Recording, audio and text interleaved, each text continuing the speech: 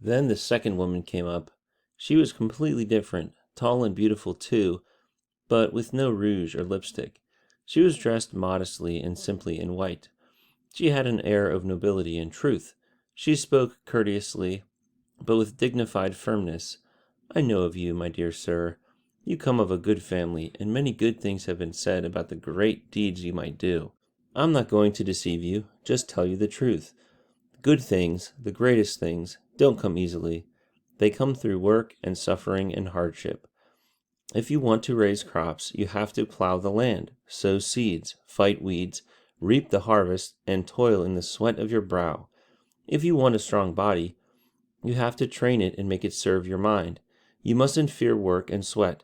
You must offer prayers to the gods if you need their help. You must humbly atone for your faults. You must love your country and fight for it. Men were born to pray and work hard. If you can learn these truths and apply them in your life and experience, you can become great and happy in the best way. Hercules, meek and bashful, asked her name. She replied, It is Virtue. At this point, pleasure tried to distract him, but virtue won. Hercules made a resolution to follow the hard way. Wherever it led, he would pay the price for that choice, but he would have its reward. But it would be a long, hard fight for the hero. First of all, he had to conquer himself, his own unruly temper. One day, he was having a music lesson.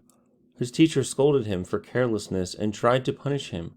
Hercules, in a rage, lifted his lute and smashed it over the teacher's head, killing him. Of course, Hercules had never intended this. He simply wasn't aware of his own strength. But now he was considered dangerous. He was banished to the hills to live with rough herdsmen and toil and sweat among the sheep and cattle.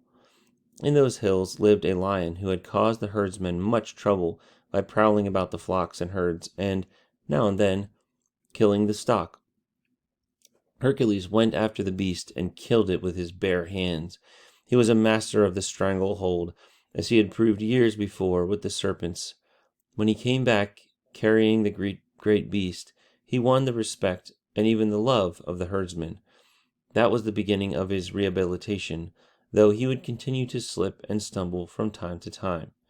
Eventually, Hercules married a princess, Megara, and they had 2 sons.